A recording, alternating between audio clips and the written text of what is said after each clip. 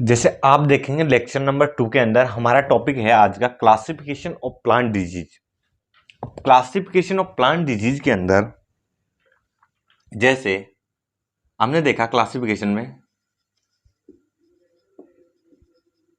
Plant disease को हमने divide किया। जैसे यहाँ पे एक होता है इन्फेक्शियस डिजीज। कौन सी? Infectious disease.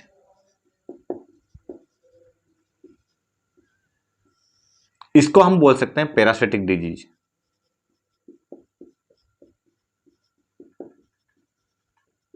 ठीक। इसके बाद हमारी आती है नॉन इन्फेक्शियस डिजीज।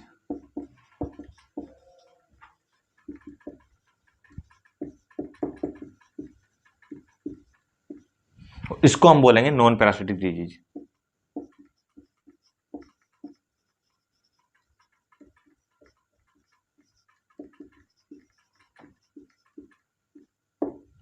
क्लियर हुआ? इसके बाद ठीक है भाई, इन्फेक्शियस। अब इन्फेक्शियस का मतलब क्या और नॉन पैरासिटिक का मतलब क्या? इन्फेक्शियस जैसे कहने का मतलब जैसे होने वाली बैक्टीरिया, फंजाई, और जिस तरीके हम बोलेंगे कि भाई बैक्टीरिया हो गया, फंजाई हो गया, एल्गी वगैरह जितने भी है ना, बैक्टीरिया,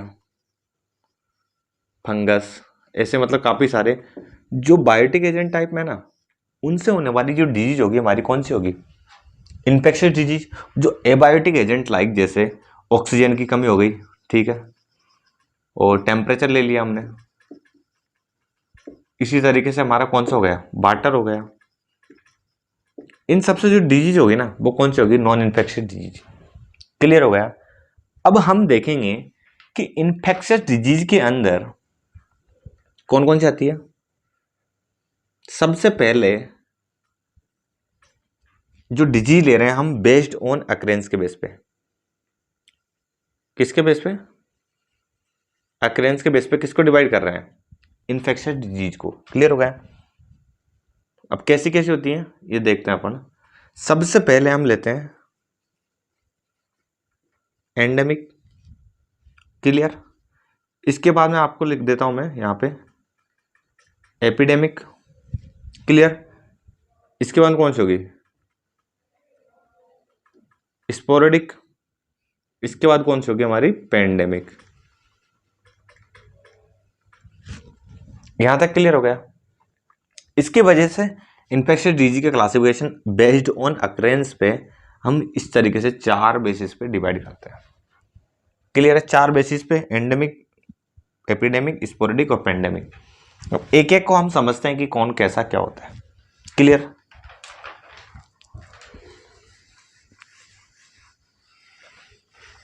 जैसे एक एग्जांपल से आपको सब क्लियर हो जाएगा, छोटा सा, ठीक है। ये चारों डिजीज आपको एकदम से क्लियर हो जाएगी, छोटे छोटे से, ठीक है। जैसे मैंने लिया, इधर देख लो, एक गोला ही है, ऐसे 4 गोले बना लिए, ठीक है। यहां तक क्लियर? मैंने लिया यहां पर, इसको एक कम करते हैं, रेड से कर दिया, ठीक है। ऐसे ये इन्फेक्टेड एरिया, ठीक। इसके बाद में ऐसे ये इन्फेक्टेड एरिया, और यहां पर मैंने ले लिया, जैसे यहां पे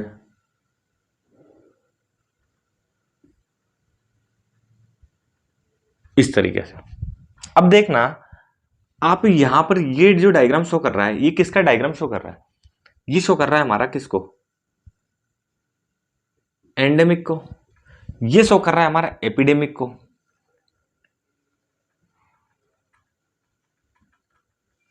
और ये हमारा शो कर रहा है किसको? स्पोरोडिक को। और ये शो कर रहा है हमारा पेंडेमिक को। यहां तक क्लियर? अब इन चारों डायग्राम की मदद से हम देखेंगे कि कौन सा कैसा क्या होता है। आप देखेंगे एंडेमिक एक छोटे से, एक पर्टिकुलर एरिया में हो रहा है ना, छोटे से, तो कन्फाइंड टू पर्टिकुलर एरिया। आए समझ में? तो हम बोलेंगे कि ये किस में हो रहा है? कन्फाइंड टू पर्टिकुलर एरिया कोई छोटे से एरिया में हो रहा है, देख रहे हो। और एक पॉइंट तो है, जबकि एपिडेमिक एक तरह से लार्ज पॉपुलेशन को अफेक्ट कर रहा है, आया समझ में। तो ये एक पर्टिकुलर एरिया, छोटे से एरिया की बात कर रहा है, जबकि ये एक तरह से हमारा जो लार्ज पॉपुलेशन को अफेक्ट कर रहा है, लार्ज पार्ट ऑफ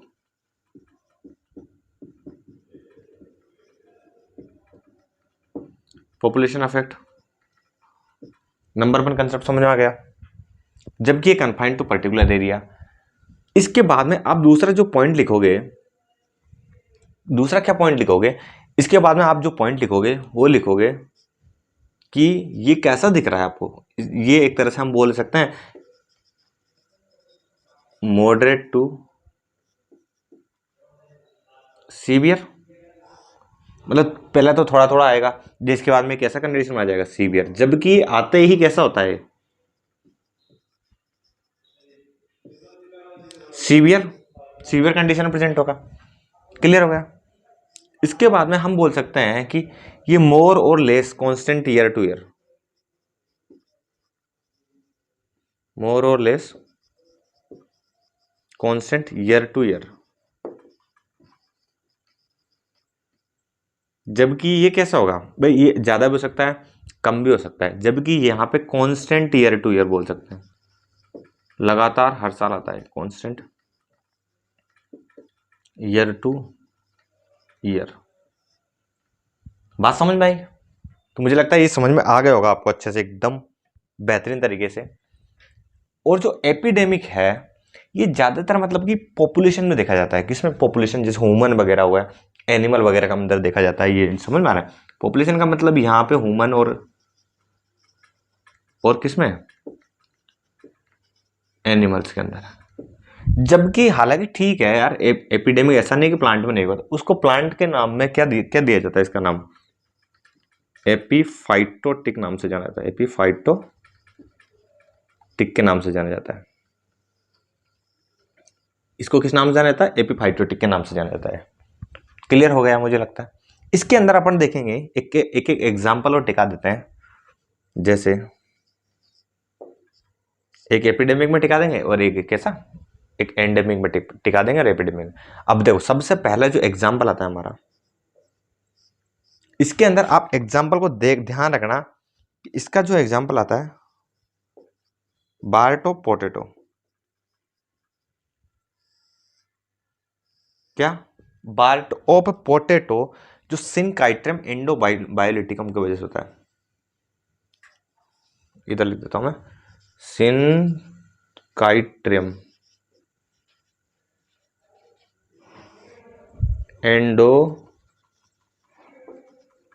एंडोबायोटिकम,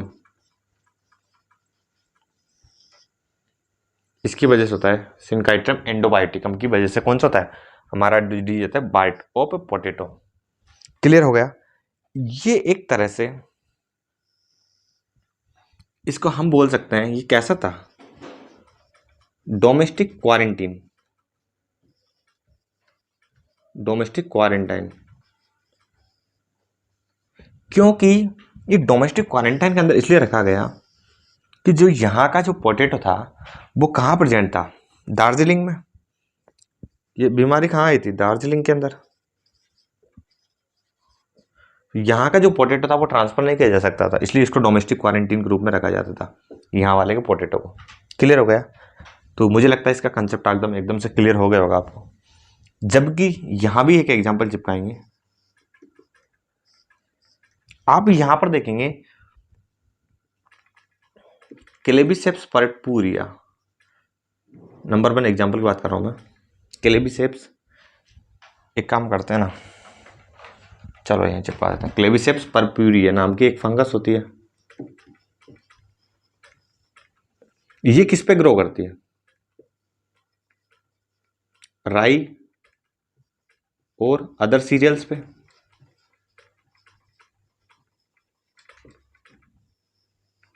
ठीक है, इनको मैं मिटा देता हूं।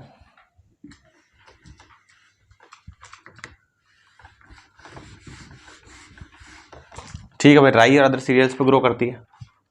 इसकी वजह से क्या होता है, जब ये फंगस, ये कौन सी, ये फंगस है हमारी,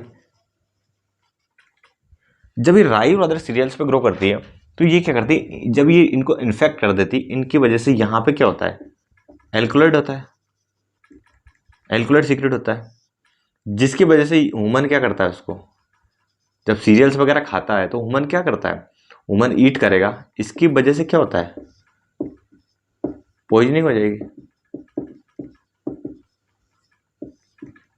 और ह्यूमन इसका डिजीज का शिकार हो जाएगा। एक तरह से कहने का मतलब, इसको एक नाम से जाना जाता है, इसको इर्गोटिज्म, इर्गोटिज्म। ठीक, इसको देख लेना स्पेलिंग, इर्गोटिज्म, इर्गोटिज्म आया समझ में, या इर्गोटिस्टिक,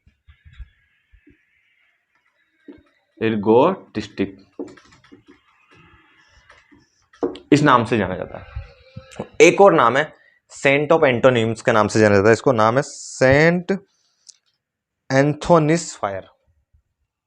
एक और नाम है इसका, याद रखना आपको, सेंट एंथोनिस, सेंट एंथोनिस, एंथोनिस एन है यहाँ पे बाय एस, सेंट एंथोनिस फायर। ठीक है, सेंट एंथोनिस फायर के नाम से भी इसको जाना जाता है। यहाँ तक मुझे लगता है एकदम बेहतरीन तरह से क्लियर हो गया होगा। इसको आई कर लेना यहाँ पे, ये एन है, ठीक है। सेंट एंथोनिस फायर के नाम से इसको जाना जाता है। तो ये डिजीज एपिडेमिक, एक तो एंडेमिक हो गया हमारा, और ये कौन सा था, ये हमारा चल रहा था एपिडेमिक। क्लियर हो गया। तो दोनों डिजीज का आपका कंसेप्ट एकदम बेहतरीन तरीके से क्लियर हो गया। इसके अंदर एक और एग्जाम्पल जोड़ते हैं, जो सेकंड एग्जाम्पल होता है, जो लेट ब्लाइट ऑफ पोटैटो होता है ना, आयरिश फेमिन के नाम से, वो भी इसी के अंदर आता है। किसके अंदर, एपिडेमिक का पार्ट है, late blight of potato.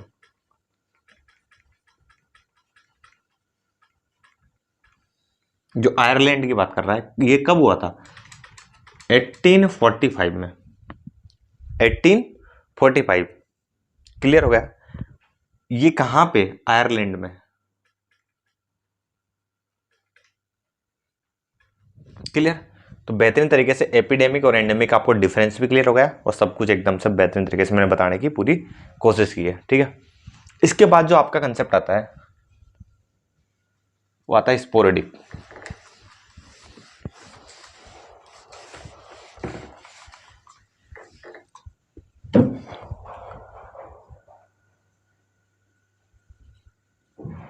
Sporadic, ये डायग्राम है, ऐसे मैंने स्पोर बनाए थे उसके अंदर, इस तरीके से बनाए थे ना पढ़ने भाई। ये स्पोर कहना क्या चाहते हैं, ये स्पोर देखेंगे आप कि एक तरह से कैसे है, ये कभी कभी ये डिजीज यहाँ पे आ रही, कभी यहाँ पे आ रही, कभी यहाँ पे आ रही, कभी, तो एक तरह से इरेगुलर इंटरवल, कभी इस लोकेशन पे मिल रही है, कभी इस लोकेशन पे मिल रही है, कभी इस लोकेशन पे आ रही है डिजीज, और अलग अलग इंटरवल में आती है। कभी कौन से टाइम में आ गई पता ही नहीं चलता, कभी किस ईयर में किस इंटरवल में आ जाती है। तो कहने का मतलब, तो आप इसको क्या बोलोगे, इरेगुलर, क्या इसका इंटरवल, एक तो इंटरवल इसका इरेगुलर हो गया ना, आपको दिख रहा है ना। इरेगुलर इंटरवल के साथ साथ इसके हम क्या बोल सकते हैं, लोकेशन, क्योंकि यार अलग अलग लोकेशन पर आ रही ना, तो इसीलिए ये कैसे हमारे इरेगुलर इंटरवल में आती है और रेगुलर लोकेशन पर आती है। तो इसी डिजीज को नाम से जानता है स्पोरोडिक। इतना सा आपको ध्यान रखना है। क्लियर हो गया। जिसके बाद में लास्ट हमारी बचती है पैंडेमिक।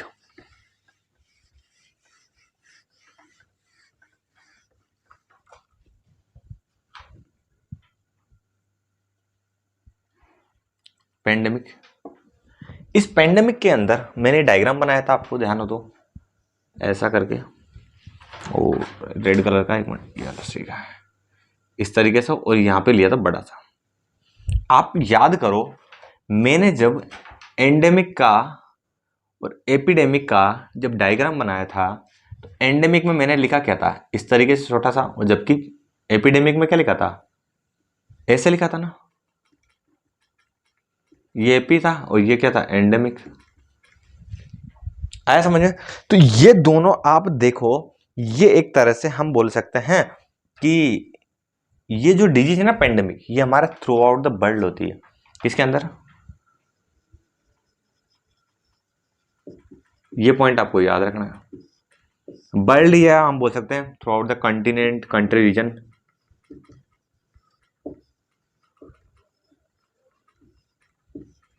आया समझ में? कहने का मतलब ये है, ये आपको दिख रहा है, मैंने बोला कि छोटा वाला रीजन क्या है, एक तरह से ये एंडेमिक है। ये कैसे होगा हमारा? एपिडेमिक। तो किसी किसी रीजन में ये डिजीज हमारी एंडेमिक की तरह काम करती है और किसी किसी रीजन में ये कैसी काम करती है? एपिडेमिक की तरह। तो मतलब हम कह सकते हैं वन रीजन कैसा होगा इसका? कैसा होगा? एपिडेमिक। और अनोदर रीजन कैसा होगा इसका? आप बोलोगे एंडेमिक। समझ में आया कंसेप्ट? वन रीजन इसका एपिडेमिक, जबकि अनोदर रीजन कैसा होगा इसका? एंडेमिक की तरह काम करेगी। तो इसी डिजीज को अपन क्या बोलते हैं? Pandemic disease. जैसे आपने देखा कोरोना, तो वो थोड़ा मतलब कि स्टार्टिंग में तो क्या चाइना के अंदर वो ऐसे जब भी हुआ तो चाइना के अंदर कैसा काम कर रहा था? एपिडेमिक की तरह, क्योंकि ज़्यादा फैल गया था, वो लार्ज पॉपुलेशन को इम्पैक्ट कर रहा था।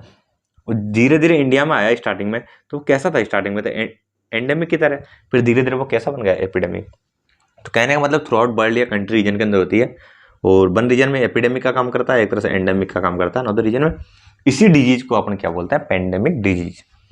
तो क्लियर हो गया होगा, बेस्ड ऑन अकरेंस के बेस पे ये हमारा डिजीज का क्लासिफिकेशन था। तो इसके बाद जो हम देखते हैं, मुझे लगता है क्लियर हो गया होगा आपको अच्छे से कंसेप्ट। इसके बाद जो हमारा पॉइंट आता है based on spread of, second जो आता है हमारा based on spread on plant body, based spread on plant body. Second concept आ गया समझ में? मतलब प्लांट बॉडी के अंदर जैसे आप देखेंगे दो नाम होता है। जैसे अपन देखेंगे कि यहाँ पे एक होता है लोकलाइज,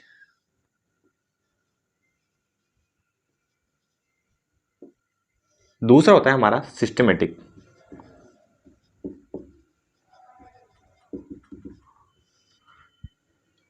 सिस्टमेटिक्स, ठीक है। तो अब लोकलाइज का मतलब ये एक तरह से हमारा जैसे प्लांट के ऑर्गन होते हैं, स्टेम होता है, लीफ होता है, रूट वगैरह सब, तो जितने सारे ऑर्गन में ये वन और या टू ऑर्गन को अफेक्ट करता है ना,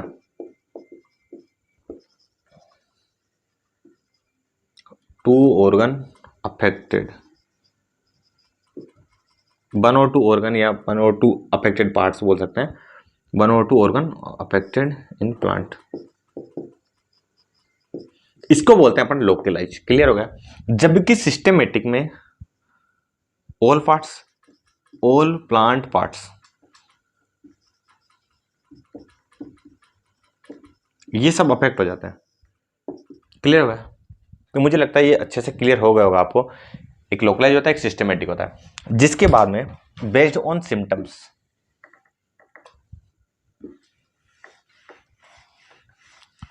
अब आपने देखा होगा कि बहुत सारे सिम्टम्स होते हैं। जैसे बेस्ड ऑन सिम्टम्स की जब मैं बात करूंगा,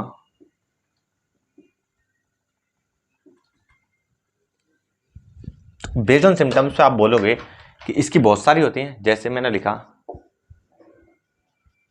स्मट, ब्लाइट, रस्ट, और आप लिख सकते हो जैसे मिल्ड्यू, मिल्ड्यू के बाद में लिख सकते हो आप बिल्ड, कैंकर, रूट रॉट, इसके बाद में आप लिख सकते हो फ्रूट रॉट, इसके बाद में आप लिख सकते हो, आया समझे? ये 8 तक तो मुझे लगता है ये समझ में आ गया होगा। Smut, blight, rust, mildew, wilt, canker, root rot, इस तरीके से बेस्ड ऑन सिम्टम्स के बेस पे कि भाई प्लांट के अंदर सिम्टम्स, जैसे स्मट में देखा आपने एम्ब्रियोनल इन्फेक्शन होता है, जैसे सीड के अंदर होता है ना। तो हम एक एक डिजीज को हम बाद में डिस्कस करेंगे, पहले अपन ये देखते हैं कि कैसे कैसे सिम्टम्स, इतने सारे सिम्टम्स, जो हम एक बाद में सीक्वेंसली अगले लेक्चर के अंदर डिस्कस कर लेंगे। क्लियर हो गया। इसके बाद में देखो, अब आप देख रहे हो जैसे लीप स्पॉट हो गया है, इसके में यहाँ पे लीप स्पॉट, ये इस तरीके से ये डिजीज हो गई। ठीक है, ये तो बेस्ड ऑन सिम्टम्स हो गई। अब बेस से मिटा दूं मैं इसको। इसके बाद में सिम्टम्स के बाद में बेस्ड ऑन लोकेशन, जैसे हम बोल सकते हैं बेस्ड ऑन होस्ट प्लांट बोल सकते हैं।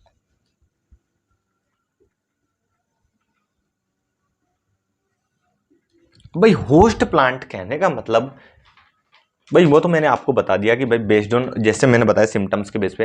अब होस्ट प्लांट के बेस पे जैसे मैंने पहला लिया, नंबर 1 एक तो सीरियल्स के अंदर होगी, एक फ्रूट के अंदर होगी। इस तरीके से अपन बोल सकते हैं कि डिजीज ऑफ सीरियल्स, आया समझे। दूसरा बोल सकते हैं फ्रूट की डिजीज हो गई। ऐसे हम थर्ड बोल सकते हैं कि जैसे फ्रूट की डिजीज हो गई, जैसे डिजीज ऑफ मेडिसिनल क्रॉप,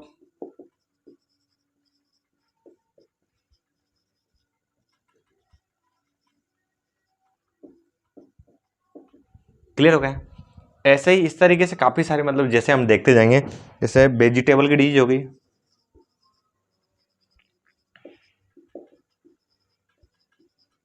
इसके बाद में मैंने ले लिया disease of plantation,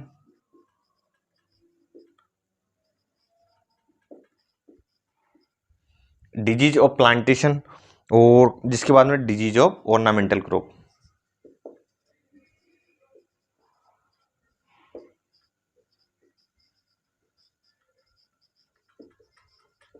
ornamental crop, तो मुझे लगता है समझ में आ गया होगा आपको।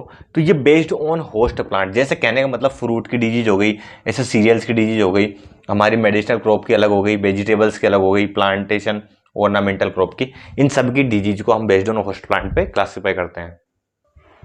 इसके बाद जो हमारा लास्ट आता है बेस्ड ऑन परपेचुएशन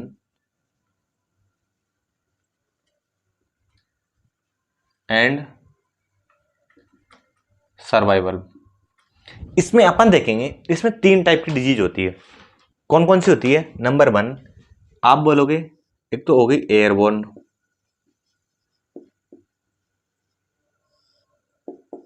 दूसरी हमारी कौन सी हो गई? सीडबोर्न। भाई एयरबोर्न हो गई, सीडबोर्न हो गई, एक कौन सी हो गई? सोइलबोर्न। इस तरीके से हमारे 3 डिजीज हो गई। इसके अंदर आप जैसे एग्जांपल देखोगे, जैसे एयरबोर्न में कौन सा हो गया हमारा? Powdery mildew.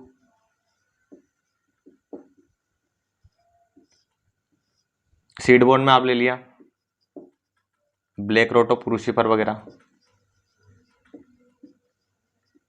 जो भी डिजीज करने वाला जो एजेंट होगा वो कैसा, मतलब कि एयरबोर्न होगी, और जबकि सीड के अंदर होगी तो सीड का, और सोइल के अंदर होगी तो सोइल। कहने का मतलब हमारा जो एक तरह से काम कर रहा है किसका, जो भी पैथोजन जो भी अटैक करेगा, फंजाई, बैक्टीरिया, वायरस, वो एकदम यहाँ से सोइल से स्टार्ट हो जाएगा, सोइल में अफेक्ट है। और यहाँ पे यदि सीड को अफेक्ट करता है तो ये हो गया। और एयर के थ्रू आती है डिजीज हमारी, तो कैसा आएगी? वो पाउडर मिल्ड्यू हो जाएगी। तो आपको थोड़ा सा ध्यान रखना है कि सोइल के अंदर कौन सा हो गया। जैसे मैंने बोला कि सीडबोर्न का लिख दिया मैंने ब्लैक रोट ऑफ क्रूसिफर, और सोइल के अंदर हमने जैसे मैंने लिख दिया कि मैंने रूट रोट।